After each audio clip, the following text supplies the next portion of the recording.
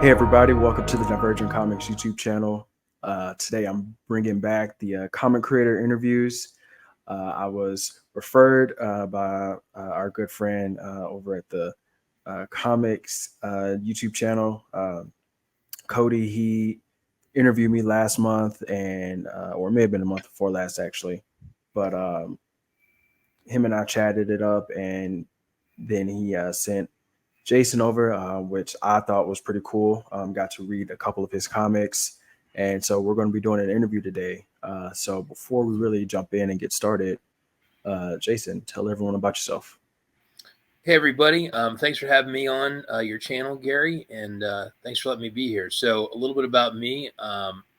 This latest comic is my 13th Kickstarter, of which 9 have been comic books. So I've been doing this since 2012. So it's been 12 years of making things. So 3 of those projects were art books and 1 was a coloring book, and 9 are comics. Out of those 9 comics, 5 of them have been my Lords of the Cosmos series. So I've been in this space for a while, and I really like making comics. And at this point, I've been doing art, writing, editing, no lettering and no coloring, but who knows? But that's what I've been doing. Nice. That's a pretty long time to be making comics or just being a creative in general. It's a pretty Yes. good career. Yeah. So what really inspired you to get into just doing art in general? I liked art as a very small child. Some of my happiest memories as a little kid were making art. And as a kindergartner, I was put into private art lessons outside of school, in addition to things we did at school. And so I was doing weekly art lessons. A lot of kids did music. I did art. So I went to an art studio with a lady named Elaine Renna, and we would draw every week. And she Mhm. was a professional illustrator. So I kind of cut my teeth doing that. Um, I always felt I had some level of natural inclination to do it, and then you get some additional help and lessons to make you think, and you get a little better. Um, and then when I was in high school, I did an art program called Governor School for the Arts in Pennsylvania in the 90s. That was Okay. a summer long scholarship event where you moved away from home and lived at a college campus with high school kids that were also, whether they were gifted visual artists, writers, poets, dancers, actors, etc. And that was kind of a real eye-opening creative experience. Ended up not going to college for art, but after school, I kind of took a break from it. I got a degree in business for college, and then, like I said, about 12 years ago, I just kind of got the itch to start making things again, and just picked it back up. And I've been making things ever since. So I do comic book conventions, I do prints and posters, and I have T-shirts and prints of my artwork, and I do some fan art, but I really have a lot of passion for my own original stuff. That's what I like the most. Nice. That's good to hear. Um, I feel like every time I talk to someone who does art, they have a different story, but a lot of them say the same thing. I always liked it when I was a kid. Kind of deviated from it a little bit at some point, but eventually came back to it. So that's always good to see because I think that the world needs more artists. The world, I think, functions better when people are being creative and being in their element. I don't disagree with that, Gary. So what inspired you to make the Lords of the Cosmos? Like, what drove you to make this story? So as a kid, some of the things that I liked the most were around Saturday morning cartoons and toys from the 80s. And 4 that kind of stick out to me that I really enjoyed, that I connected with, were the 1970s, 80s Filmation Flash Gordon cartoon, Masters of the Universe, He-Man, Mm-hmm. Thundar the Barbarian, which was a Saturday morning cartoon on NBC, and also Thundercats. Mm-hmm. And all 4 of those to me are very similar in tone and theme. Um, I would call them science fiction barbarians. That's the Mm-hmm. theme, the genre that I would title it. And around 2015, I did a store signing at a comic book store that's since gone out of business. I remember I picked up a copy of the new issue of the Licensed Masters of the Universe book that I think DC had put out around that time. And I took it home and I read it, and I was wildly uninspired and unimpressed by it. And I remember I was thinking, well, I would make this more exciting because it just really seems lame. And these characters in this universe is really, it should be exciting and really wild. And I started kind of putting pen to paper and working on a concept for it. And then I coincidentally ran into a writer locally where I live in Pennsylvania that has a deep love of some of those things as well. And Nice. he said, if we want to really get a team together, I'm not as much into that stuff, but my friend that works as a writer in Los Angeles is, and so those are Jason Palmatier and Dennis Mallon. And long story short, around 2015, 2016, we started putting the Bible and the bones together for Lords of the Cosmos based on that kind of love and interest of those, those properties from the 80s. But we also liked Heavy Metal Magazine in 2000 AD. So that's kind of the other bit of the DNA to these books, is that they look and feel like a Heavy Metal Magazine or 2000 AD. They're black and white anthology books, but with that science fiction barbarian genre, without being like pastiches or just completely derivative. So you'll get the feels, but they're original. And I would say that if you're of a certain age, you may have kind of that, wow, this kind of reminds me of like some of these things, and it warms my heart. But I would also say for a newer, younger audience, the books are rock solid. So you should just be able to enjoy it on its own if you've never, bought a He-Man action figure at Kmart or watched Thundercats after school on syndication, or had the pleasure of watching Thunder the Barbarian at 9:00 on Saturday morning. So, yeah, I can definitely see the influence with He-Man and the Thundercats. As I was reading your story, I was like, okay, yeah, I see the sci-fi vibes. And then as you were talking and you mentioned He-Man and Thundercats, I was like, oh, okay, that's where I got the vibes from, because it definitely heavily influenced with that. And I like that because, I didn't grow up watching He-Man or the Thundercats. I did see it, once it came in syndication on Boomerang, which was really good to see. But I could definitely see that inspiration from it. So that's definitely something I think, if I agree with you, if people enjoy those stories, they would enjoy your books, which there's going to be the link in the description, but there is the Kickstarter for issue 5 that will be coming out. So tell us about this current Kickstarter. What is the plan for it, and what can people expect from it? So the Kickstarter is now fully funded. So tonight I got to put up some stretch goals. So it hit its funding goal in, I think, 2 days. So now we're going to see how far we can push it. The other things that are of note to me for someone that wouldn't know anything about me and my campaigns is the book is completely done. I have test prints already done just to make sure everything printed correctly. So these books are just waiting for the Kickstarter to wrap so we can put together an order to make books and ship them. And I think that's very important. So there shouldn't be any extended delays of, well, I'm still working on it for a couple years. Thanks for your money. Right. So the book is done. The other thing that's cool about this campaign, more than any other campaign I've done before, is we really leaned into the add-on features. So there's a whole bunch of things in the campaign, from gaming mouse pads to bookmarks to T-shirts to enamel pins, that there's a lot of really cool add-on merch, plus a ton, more than ever, of original artwork. So there's, I think, 60-some pieces of original artwork you can get in the campaign, Nice. from as little as $50 to $500. So there's a whole spectrum of original art. So I think the campaign is really well put together, is done, and the book is lights out. It's an awesome book. You can see samples of the pages in the campaign, multiple variant covers. So I think from top to bottom, from having a well put together campaign to a great product, it's all there, and it's ready to fulfill quickly if you back it. Nice. Yeah. I'm definitely excited for it. Um, with your projects, uh, you know, it's easy to see there's heavy sci-fi influences there.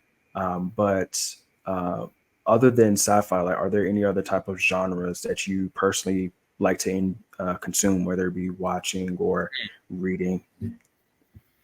So I've been into anime since I was a little kid, and manga, and what I really like about those just storytelling devices is there's so much. Hmm. Years ago, a lot of anime was mecha based, so whether it was Gundam or Macross or whatever, that seemed to be a huge part of what I was consuming. Now. It seems to be a lot of like mystical, magical monsters, whether it's Jujutsu Kaisen, Solo Leveling, My Hero Academia. So to me, I just kind of go where the really good storytelling is. Hmm. I was a huge fan of Gantz for many years, and that concluded its manga run with like 37 volumes, I think. Okay. And that was about uh, it was like aliens attacking Earth, but then there was hunters that had to hunt these people down extra dimensionally. It was really weird, and I really love Chainsaw Man, which to me is kind of like if Ghostbusters and Hellraiser got together. So I really find that as an anime and manga consumer, um, it really expands your mind. Whereas a lot of U.S. mainstream books, it's like they can't get out of their way with people in tights and capes, Hmm. and I have long boxes full of capes and tights, and I still, I still like them, but I don't really find myself um, in my 40s really reading a whole lot of superhero stuff. But I have enjoyed Invincible on Okay. Amazon. But that was pretty cool, and I think I Hmm. enjoyed that just because it was kind of a deconstruction, kind of like The Boys, where it's like there's only Hmm. so much Captain America, Spider-Man that you can really consume, at least for me, where Hmm. you're just kind of like, I'm done. I read probably 200 issues of X-Men over the years, and then you just kind of check out. You're like, I've seen it, I'm Hmm. good. So that's one of the reasons that I like things like Chainsaw Man, All right. because it just seems different, and I'm surprised as a reader. Attack on Titan, a lot of people like that. I enjoy it too. Yeah. But again, it's kind of weird. It's kind of a steampunk zombie political story. Um, Hmm. it doesn't really seem to just be a genre. So that's really kind of what I'm reading and consuming these days. I like that. I think that's one of the things that does differentiate, manga, anime from a lot of Americanized superhero or comic book type of stories, because you're right, it does really focus a lot more on the people in tights, typical good guy versus bad guy type of thing. You get very few of those like stories that kind of have a deeper message or a deeper meaning, or even just Yes. a change or difference in how they approach story. And when you do get those are the ones that really do stick with you the most. And I think that's why manga and anime are so popular right now, because these creators in this realm of manga and anime, they can do more because they don't confine themselves to a box. And I like that. I agree. So with the Kickstarter for Lords of the Cosmos 5 Mhm. being run right now, um, what can people expect after this? Is this the end of Lords of the Cosmos, or will there be more of this story, or will there be other stuff that you are going to be creating? No, so Lords has some more life left in it. I've already got issue 6 about halfway done, maybe a little less than half, and then there's actually some stuff that I did during COVID that doesn't really fit into any of the issues. So there's going to be an issue 0 Mm. right after issue 6 to kind of clear out some folders of stuff that I paid people to draw and write. Where I'm like, we got to use this stuff, and so there's going to be an issue 6, then an issue 0, and then there's going to be right back to issue 7, and then we'll see where that sticks us. But I think it's probably going to go 10 issues plus an issue 0, and then that might be about the wrap up. So we're about halfway through. I don't know that it's Nice. going to go forever, but it's still got some issues left in it, some big beefy issues, and I might collect some of them as trades. There seems to be a lot of interest in that, but I Mm-hmm. haven't had the bandwidth to really think about it. I just want to get through this Kickstarter and get everything wrapped up, and then I kind of want to tear into issue 6 because I'm kind of excited to keep the story moving forward. I've Mm-hmm. looked at issue 5 for so long that I'm almost sick of it. It's like the director that's had to watch the movie 200 times. Like, I think it's a cool movie, but you watch it 200 times and you're like, my eyes are bleeding. I can't watch Mm-hmm. this anymore. I want to see something new happen.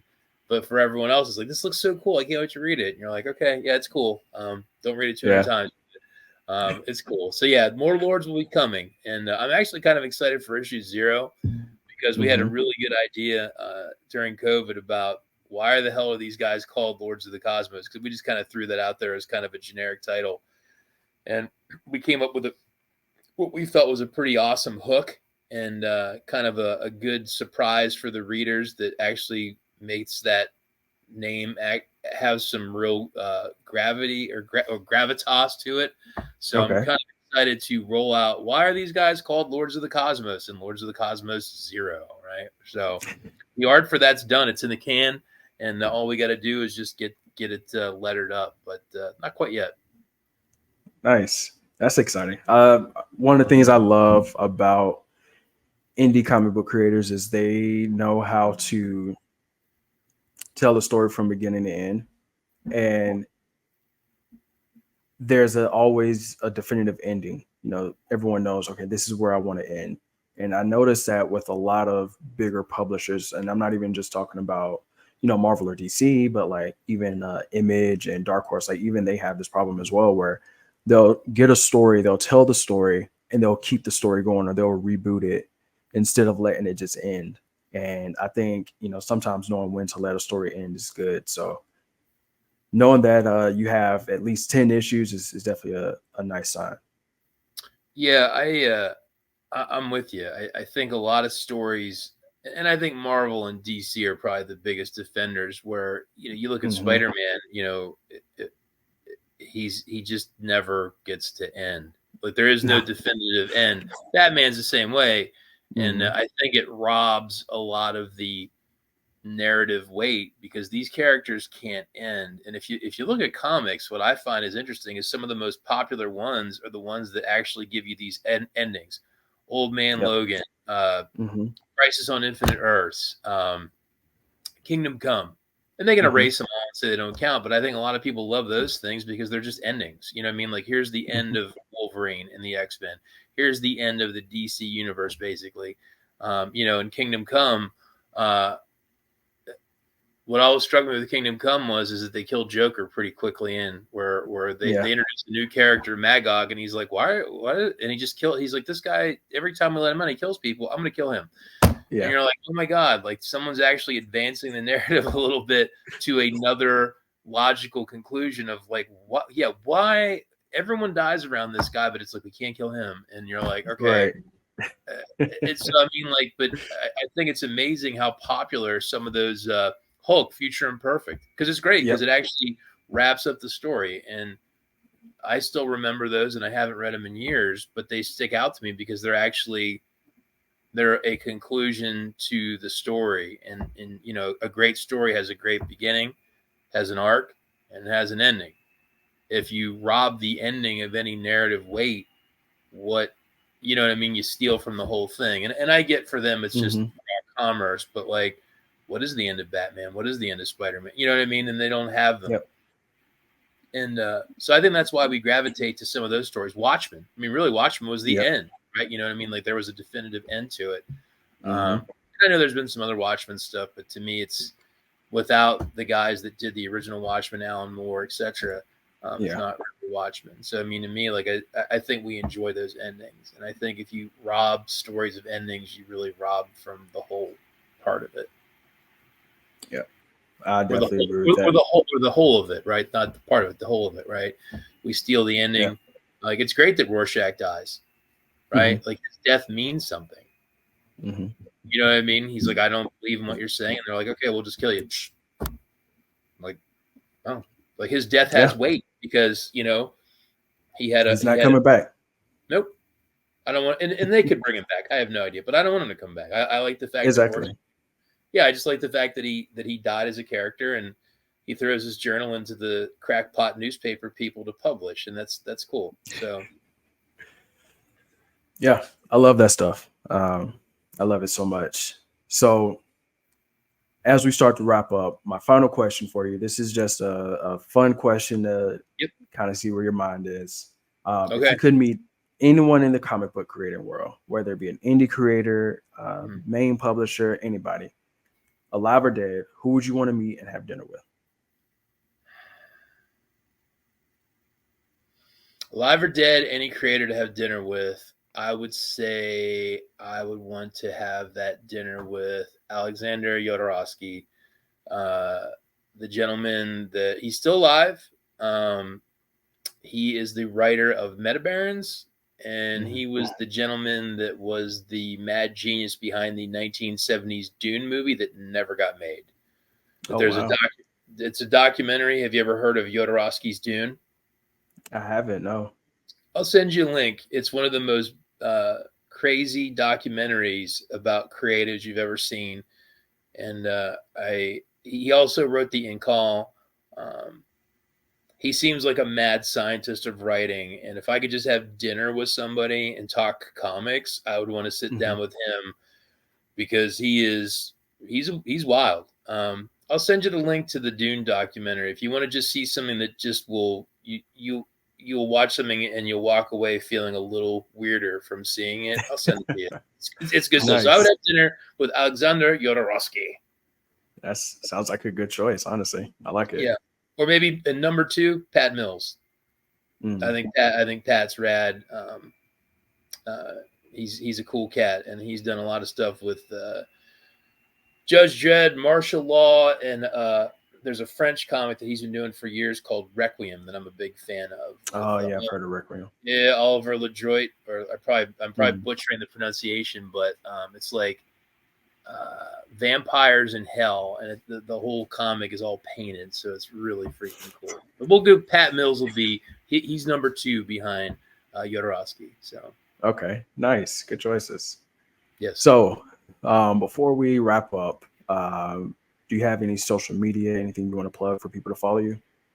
So the easiest place to find me, I would say, would be Instagram and Twitter. I can't deal with calling it X, but I'm just at Lenox Lenox artist. Right? It's underneath. It's right there.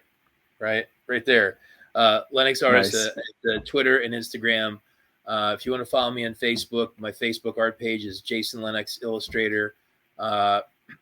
And those are probably the easiest places to find me. And then the Kickstarter is linked up on those, but you can just look up Lords of the Cosmos 5 and Kickstarter, and Google should be able to locate it for you pretty quick. But if you go to any of those social media pages, I'm posting stuff every day, Kickstarter, and posting great interviews like this so people can listen to me talk shop about comics and my book and everything else. So that's the easiest place to find me, Gary.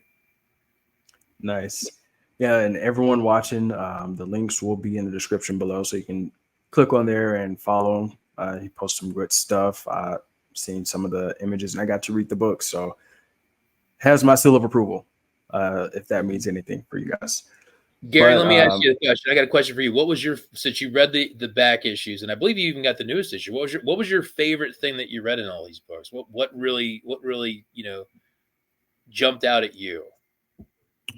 I liked the fact, and this is probably just an overall aspect of the Mhm. story, but I like the fact that you didn't spare like any, you didn't hold back in regards to like the violence Mhm. and the action. I thought that that was really well illustrated, and I think that it really flowed well throughout the story, Cool. because that was, to me, like, I'm not a huge fan of action in movies, but uh, I enjoy the way action is done in comics in certain aspects.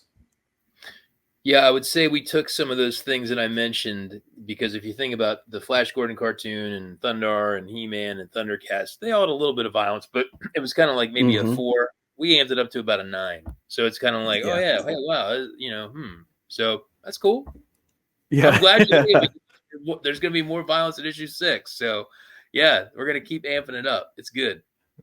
Nice. Yeah. That's the easiest way to get my attention is to put some good action and violence in a comic, and I might read it for a little bit longer than I probably should. Fair enough. We're aligned. We're aligned that way, Gary. I like it. Yeah. Well, thank you, Jason, for jumping on here and doing this interview with me. Everyone, thank you all for watching. Again, all his links are in the description below, so check them out. Back to Kickstarter and check out the Lords of the Cosmos because I think you would like it. Thanks, Gary. No problem. Until next time, y'all have a good one. And again, this has been the Virgin Comics YouTube.